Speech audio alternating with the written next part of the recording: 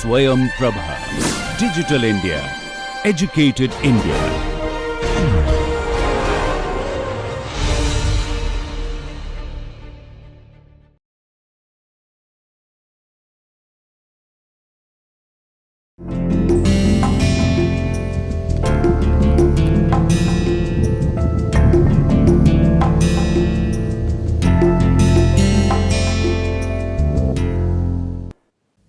Konnichiwa मिनासान, नमस्कार। आज की हमारी इस जापानी भाषा एक परिचय की 29वीं क्लास में आप सबका बहुत बहुत स्वागत है, हार्दिक अभिनंदन है। और उन सब का भी बहुत स्वागत है जो लोग आज पहली बार यहाँ आए हैं इस क्लास में, इस लेक्चर में। तो आप लोग को बता दें कि अभी तक तो हम लोग एडजेक्टिव्स कर रहे थे, यानी कि विशेषण कर रहे थे। आज हम लोग दोषी करेंगे, यानी कि वर्ब्स करेंगे, क्रिया करेंगे। अब क्रिया में हम लोग क्या करेंगे? हम लोग क्रिया पहले भी कर चुके हैं। 13-14 चैप्टर में अपने लेसन में हम लोगों ने क्रिया करी है। क्रिया का क्या किया है? हम लोग ने क्रिया का मास फॉर्म किया है। मास, मासेन, माश्ता और मासेन देश्ता। और जो वर्ब्स हैं उनको हम लोगों ने असल में वर्ब्स की तरीके से उस हिसाब से नहीं किया है जिस हिसाब से हम लोग को वर्ब्स पढ़ने चाहिए।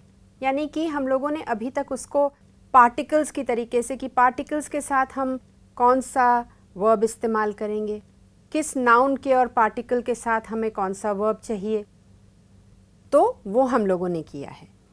अब केवल इतना ही तो नहीं है वर्ब्स में कि मास फॉर्म हमने किया और हम सब कुछ अच्छे तरीके से बोल सकते हैं, कह सकते हैं। तो हम लोग को आज कुछ नया करना पड़ेगा। वो नया क्या है कि मास फॉर्म जो है वो कहाँ से बनता है, किस चीज़ से बनता है कि मास, मासेन, माश्ता और मासेन देश्ता होता है।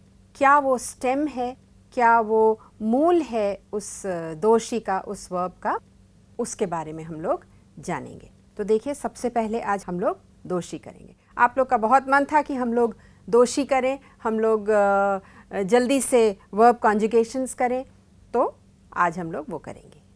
तो देखिए, यहाँ पे है इकीमास, इकीमासेन, इकीमाश्ता और इकीमासेन देश्ता। ये आपने किया है, लेकिन इसमें आपको क्या दिख रहा है?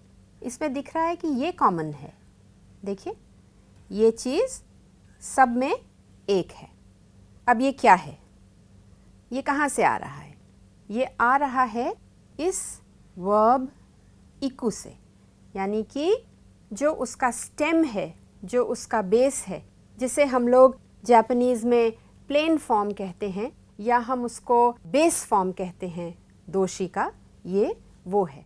और यहाँ से ही हम तरह तरह के जो हैं कॉन्जुगेशंस करते हैं, तरह तरह के हम अर्थ देते हैं अपने क्रिया को। जैसे कि अगर आपको कहना हो कि मैं ये करना चाहता हूँ, मैं ये करूँगा, मैंने ये किया था, तो ये सब अलग अलग बातें बता रहे हैं।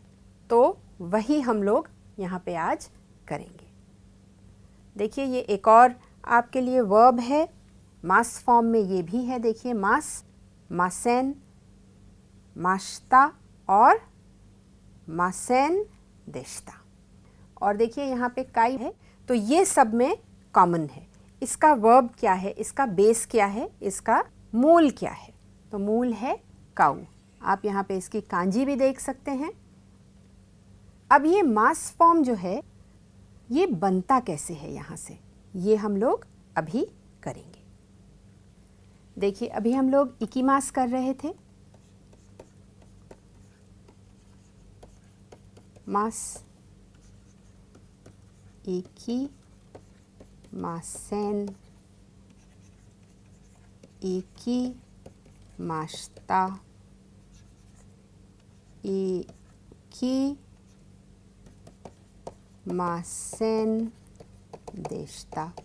तो ये प्रेजेंट है पॉजिटिव, ये प्रेजेंट नेगेटिव है, ये पास्ट है और ये पास्ट नेगेटिव है। इसमें आप देखेंगे कि इकू कॉमन है। ये जो कांजी है ये कॉमन है। अब यहाँ पे आप एक चीज़ और देखेंगे कि भाषा में हिरागाना जो है वो क्यों इम्पोर्टेंट है। अगर हम केवल इतना लिखते हैं तो इससे ये नहीं पता चलता है कि हम किस काल की बात कर रहे हैं, किस टेंस की बात कर रहे हैं। जब तक हम मास नहीं लगाएंगे, मासेन नहीं लगाएंगे, माश्ता नहीं लगाएंगे और मासेन देशता नहीं लगाएंगे, हमको ये नहीं पता चलेगा कि पास्ट है या प्रेजेंट है, नेगेटिव है या पॉजिटिव है। तो कांजी को देख करके आप समझ जाएंगे कि ये शब्द क्या है, लेकिन वो प्रेजेंट टेंस है या पास्ट टेंस है ये समझना थोड़ा कठिन होगा यदि हिरागाना नहीं होगी तो। अब इसी प्रकार से आप देखेंगे कि काऊ में भी ये कांजी जो है ये एक है, ये नहीं बदल रही है कांजी, बदल ये सब रहा है जो हिरागाना में है।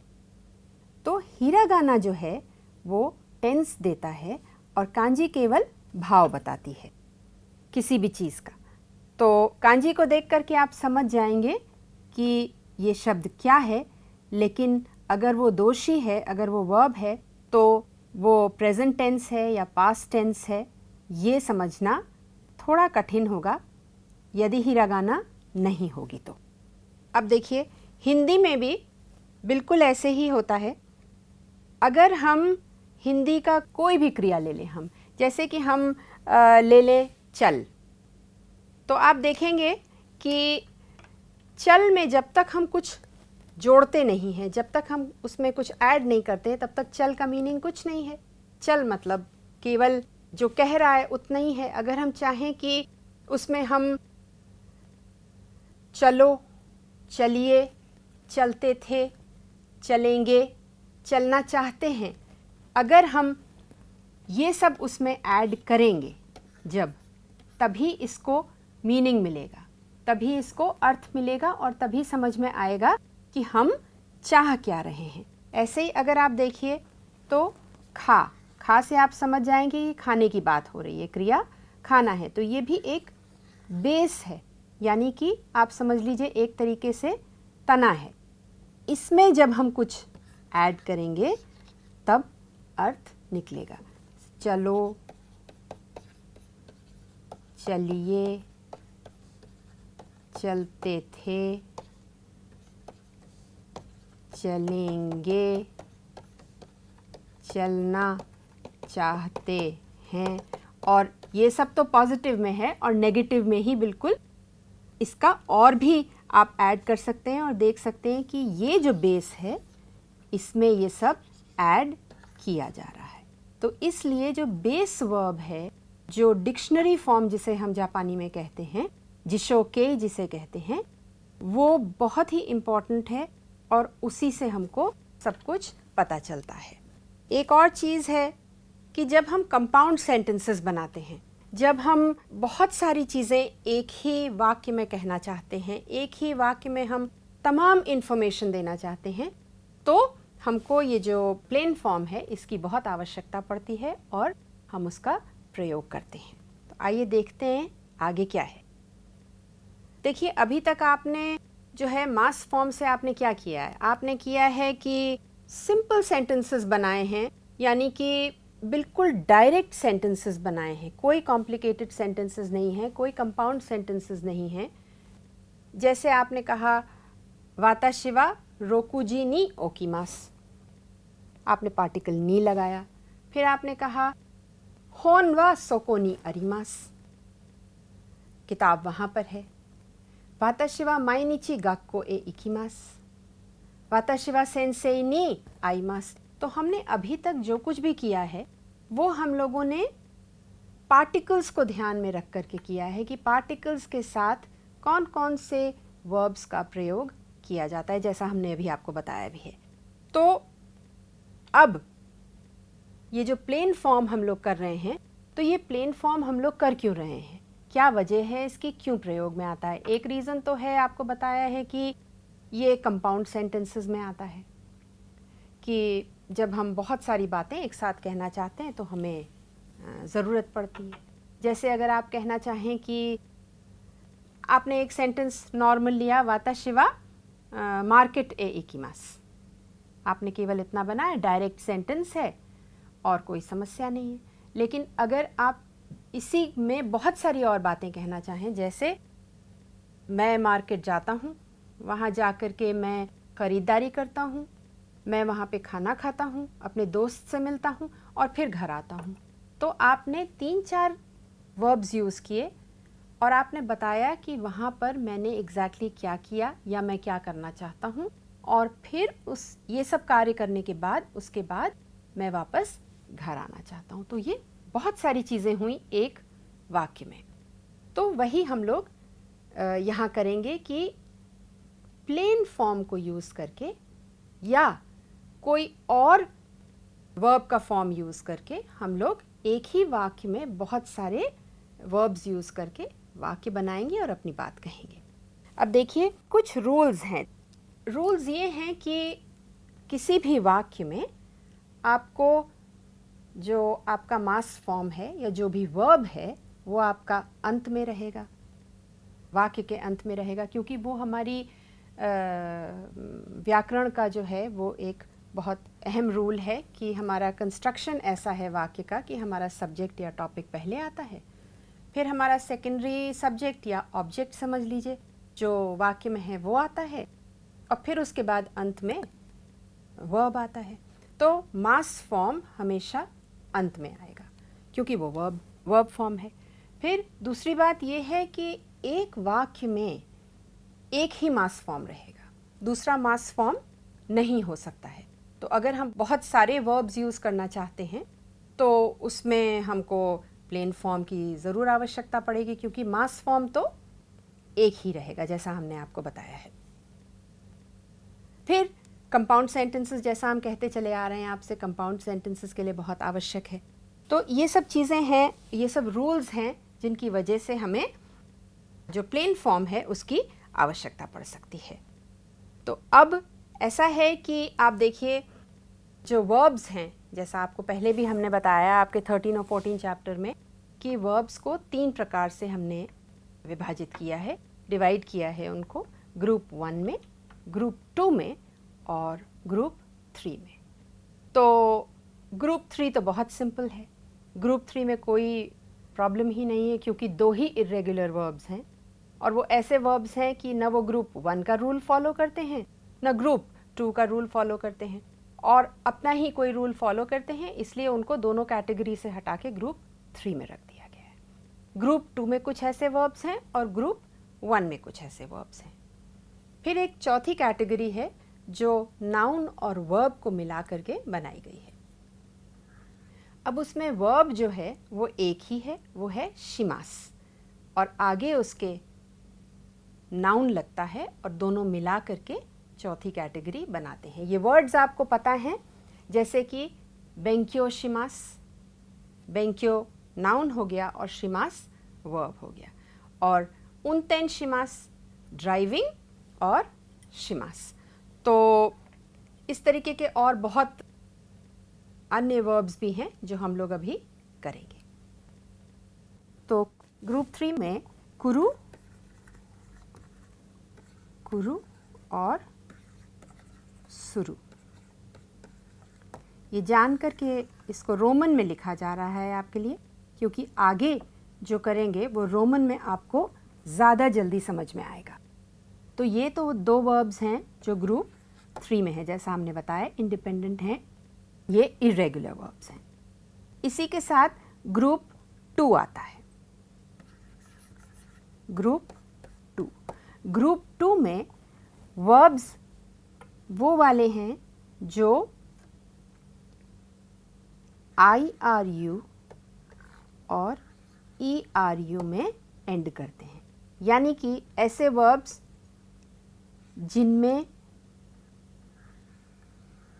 ई हो और आई हो रू के साथ, जैसे मीरू, नेरू, ताबेरू, कीरू। कीरू ग्रुप 1 में भी आता है और कीरू ग्रुप 2 में भी आता है, आपकी जानकारी के लिए बता दें, हिरागाना में उसको किरु करके लिखा जाता है, लेकिन कांजी दोनों की अलग है। ये ध्यान रखिएगा, कांजी आपको बाद में बताएंगे। मीरू, नेरू, ताबेरू, शिराबेरू, आकेरू, शिमेरू। तो ये कुछ कॉमन ग्रुप 2 के वर्ब्स हैं। ये सब आप देखेंगे ERU और IRU में एंड होते हैं। ग्रुप 2 के वर्ब्स जो हैं रू वर्ब्स कहलाते हैं, और इनको ये भी कहा जाता है कि ये जो हैं ये वॉवल एंडिंग वर्ब्स हैं, वॉवल स्टेम वर्ब्स हैं।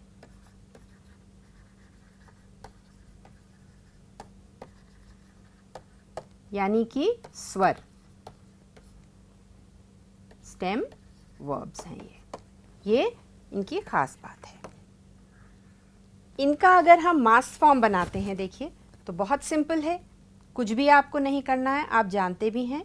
नेमास अगर हम करेंगे तो रू हटा दें, हर एक का हम यहाँ से रू हटा दें और इसमें मास लगा दें, और देखिए बहुत आराम से ये ने मास, ताबे मास, मी मास की मास हो जाएगा। इसी प्रकार से अगर यहाँ पे हम रू हटा दें सब और मास लगा दें तो देखिए शीराबे मास, आके मास और शीमे मास हो जाएगा।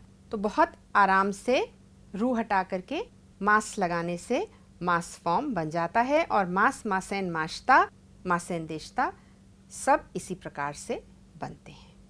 अब ग्रुप 1 आता है। ग्रुप 1 को ऊ वर्ब्स भी कहते हैं और कॉन्सोनेंट एंडिंग वर्ब्स भी कहते हैं। एंडिंग वर्ब्स कहते हैं या कॉन्सोनेंट स्टेम वर्ब्स कहते हैं उनको, क्योंकि जब ऊ को हटाइए आप और उसको मास फॉर्म बनाइए तो उससे पहले एक कॉन्सोनेंट आता है। अब आप देखेंगे कैसे, देखिए योमू, नोमू, सुवारू, सावारू, काकू, किकू। तो ये सब हैं, जब इनको आप ऊ हटाएंगे, इनका देखिए ऊ हटाएंगे तो इसमें क्या लगाएंगे आप, ई मास, ये बनेगा योमी मास, नोमी मास, सुवारी मास, सवारी मास, काकी मास और किकी मास। और अगर आप देखेंगे तो ये देखेंगे कि हमेशा यहाँ पे जो है एक कॉन्सोनेंट ही आएगा। देखिए तो इसको इसीलिए कॉन्सोनेंट एंडिंग या कॉन्सोनेंट स्टेम वर्ब्स भी कहा जाता है। और फिर है ग्रुप 4, जो कि आप जानते भी हैं, बेंक्यो, शी मास या उनतेन शी मास। तो वर्ब जो है इसमें हमेशा शी मास ही रहता है और ये नाउन होता है। तो नाउन वर्ब कैटेगरी ग्रुप 4 में आती है। अब देखिए ग्रुप 1 में बहुत सारे एक्सेप्शंस हैं। एक्सेप्शंस वो हैं जो ग्रुप 1 का नॉर्मल रूल फॉलो नहीं करते हैं। खैर अभी आपको जो है वो प्लेन पॉजिटिव में जो है आपको इतनी परेशानी नहीं आएगी और आपको दिखेगा भी नहीं, लेकिन जब हम इसका पास्ट करेंगे तब आपको समझ में आएगा कि ये जो हैं ये एक्सेप्शंस क्यों हैं। फ़िलहाल यहाँ पे एक्सेप्शंस आपको एक बार हम बताना चाहते हैं, तो आप इसको एक बार सुनिए और ध्यान रखिएगा। तो जो वर्ब्स कू से एंड करते हैं, गु, बू, सु, नु, दो वॉवल्स सु और मु में, तो उनको एक्सेप्शंस कैटेगरी में रखा गया है। जैसे कू से है काकू, इसको हम रोमन में लिखेंगे काकू। किकू। फिर गु से हुआ इसोगु या नुगु। फिर बु से हुआ तोबु, योबु। फिर त्सु से हुआ तात्सु, मात्सु। फिर नु से हुआ शिनु। फिर आउ यानी कि 2 वॉवल्स, तो काउ, आउ, सु, वाराउ। सु से हुआ हानासु। मु से हुआ योमु, नोमु। यहाँ पे कासु भी कर सकते हैं आप। तो और बहुत सारे वर्ब्स हैं जो कि एक्सेप्शंस में हैं, लेकिन ख़ास करके कु, गु, बु, त्सु, नु, मु, सु, आउ, ये जो 8 एंडिंग वर्ब्स हैं इन सिलेबल्स के, उनको ध्यान में रखिए। और इस प्रकार से वर्ब्स हैं, इसको ख़ास करके यहाँ रोमन में लिखा गया है क्योंकि आप ऊ निकाल करके, सबका ऊ निकाल करके और ईमास लगा सकते हैं। ये थोड़ा सा अलग होगा। देखिए, का की मास, काकी मास, किकी मास, इसोगी मास, नुगी मास, तोबी मास, योबी मास। ये अलग है थोड़ा और ये अलग है। ये आएगा ताची मास, ताची और मास, क्योंकि ये जो कॉन्सोनेंट है ये अपने आप में ही एक एक्सेप्शन है और ये भी एक एक्सेप्शन है। शिनु, शिनीमास, काईमास, आईमास, सुईमास, वराईमास। और फिर यहाँ पर वापस से एक्सेप्शन है क्योंकि सी है नहीं, शी है, तो हनाशी मास हो जाता है। और योमी मास और नोमी मास, ई मास लगता है और मास फॉर्म बन जाता है। तो ये एक्सेप्शंस 1-2 बार हम लोग फिर करेंगे रिवीजन के तौर पे। अभी फ़िलहाल जो है इतना याद करके और अपने आप डिक्शनरी देख करके बनाने का प्रयास करिए कि आप कु, गु, बु, त्सु, ये जो एंडिंग्स हैं, इनसे वर्ब से आप मास फॉर्म कितनी आसानी से बिना लिखे बना सकते हैं। ये ध्यान रखिएगा। ये वाला ग्रुप जो है ये एक्सेप्शन है, त्सु वाला। मास फॉर्म में ही इसका एक्सेप्शन दिख जाता है। अब देखिए यहाँ पर योमीमास, योमीमासेन, योमीमाश्ता और योमीमासेन दिखता है। Present positive, present negative, past positive और पास्ट नेगेटिव। बहुत ही सिंपल शब्दों में है ये, और इसका जो बेस है वो है योमु, यो मु।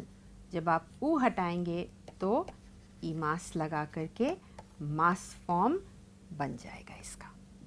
आज हम लोग इसका प्लेन फॉर्म करेंगे। इस ग्रुप का, ग्रुप 1 का plane form, present plane form करेंगे।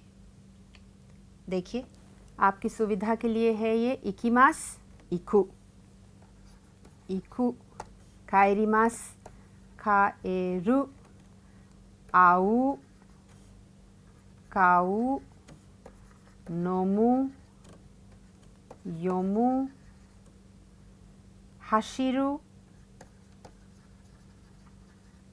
हानासु, सुवारु, काकू, किकू और आरुकु। तो ये है आपके लिए सब। यहाँ पे सबकी कांजी दी हुई है। इसमें से बहुत सारी कांजी ऐसी हैं जो आपने की हैं, जो आप लोगों ने नहीं की हैं, वो हम लोग इस लेसन में भी करेंगे। तो अब आप पढ़िए इसको। ये क्या है, ये पढ़ रहे हैं तो अभी आपने किया था, क्या है ये? योमु। ये पूछ रहे हैं कुछ, तो किकू, किकी मास, यानी कि किसी से पूछने को भी किकी मास कहते हैं। काकू, ये क्या कर रहे हैं? कुसुरी क्या होता है? नोमीमास होता है जापानी में, तो नोमु। और ये काट रहे हैं किरीमास, तो किरु। और काम कर रहे हैं तो हाताराकीमास, हाताराकु। इसमें आप ये देखेंगे कि पार्टिकल्स कौन कौन से लगेंगे। शिम्बुन ओ योमीमास, ओन्ना नो हितो नी किकीमास, तेगामी ओ काकीमास, रोम्बुन ओ काकीमास, बुनशो ओ काकीमास, तेगामी ओ काकीमास। या फिर इसमें दो पार्टिकल्स भी लग सकते हैं। आप ये भी कह सकते हैं कि कामी नी काकीमास, यानी कि उसके ऊपर लिख रहे हैं। लेकिन यहाँ पे ये चिट्ठी लिख रहे हैं क्योंकि ये एनवलप रखा है, लिफाफा रखा है, तो तेगामी ओ काकीमास। वैसे ही यहाँ पे शोसेत्सु ओ योमीमास, शिम्बुन ओ योमीमास। ये हाताराकीमास हैं। तानाका-सान ऑफिस में काम कर रहे हैं, तो प्लेस दे हाताराकु। ये हमेशा ध्यान रखिएगा, ये बहुत इम्पोर्टेंट है। हमेशा हाताराकीमास के लिए पार्टिकल दे लगता है। प्लेस में काम करना। और फिर किरु है, कोई चीज़ को काटा जाता है, तो रिंगो ओ किरीमास और कुसुरी ओ नोमी मास। किसी चीज़ से अगर काट रहे हैं तो नाइफ दे किरी मास। कोई चीज़ का प्रयोग करके आप कोई कार्य कर रहे हैं, जैसे कि काटना, तो दे लगेगा, ये ध्यान रखिएगा। और आपके लिए प्रैक्टिस है पूर दे ओयोगिमास। तो हमेशा प्लेस दे एक्शन होगा, कोई कार्य होगा, पूर दे ओयोगी मास। काइशा दे हाताराकीमास, जैसा कि आपको अभी बताया था, या काइशा नी तो में मास। ये ध्यान रखिएगा, दे हमेशा हाताराकू के लिए होता है और नी तोमेरु के लिए प्रयोग में आता है। फिर आप खाना बना रहे हैं तो उची दे रियोरी ओ त्सुकुरिमास, या रियोरी ओ त्सुकुरिमास और प्लेस दे रियोरी ओ त्सुकुरिमास। और फिर उची दे आसोबी मास या आसोबू। तो यहाँ पर आपके लिए सब प्लेन फॉर्म में है, आप इसको याद करिए, इनसे वाक्य बनाइए। ये ग्रुप 2 है। यहाँ पर आपके लिए सब वर्ब्स जो हैं वो IRU और ERU में एंड होंगे। आप लगा के देखिए।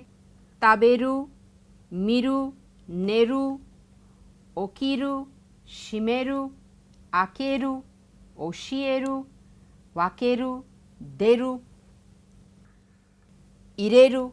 ये देखिए, ये आपने अभी पिछले ही लेसन में कांजी भी करी है, न्यू कोकू की कांजी करी है कि किसी भी कंट्री में, किसी भी देश में एंटर करना। तो उसकी एक और रीडिंग भी है, एक और तरीके से इसको बोला जाता है, वो इरेरु है शब्द, यानी कि किसी चीज़ में कोई चीज़ डालना, किसी कप में कुछ डालना, कप में चाय डालना, तो इरेमास है वो। और ये देखिए, ये भी एक शब्द आपने पिछले ही लेसन में किया है, वर्ब। तस्वीर टूट गई है तो वारे मास, वारे रू यानी टूट जाना। कोवारे मास भी टूट जाना है और वारे मास भी टूट जाना है, अपने आप टूट जाना। उसके बाद है शिराबे मास, शिराबेरु यानी कि कुछ भी चीज़ को इन्वेस्टिगेट करना, जांच पड़ताल करना किसी चीज़ की। तो ये जितने भी वर्ब्स हैं, ग्रुप 2 के वर्ब्स हैं, प्लेन फॉर्म में हैं, सब आप देखिए रू एंडिंग है, तो इनको अगर आप हटा देंगे तो मास हो जाएगा, शिराबे मास या शिराबे मासेन, और मासेन देशता भी हो सकता है। तो इसको आप अभ्यास करिए इसका ज़ोर ज़ोर से और इनको याद करिए। अब इनकी प्रैक्टिस है, देखिए ये क्या है, ओशिए मास, ओशिएरु। taberu, tabemasu. Okiru, okimasu. और नेरु, नेमासु.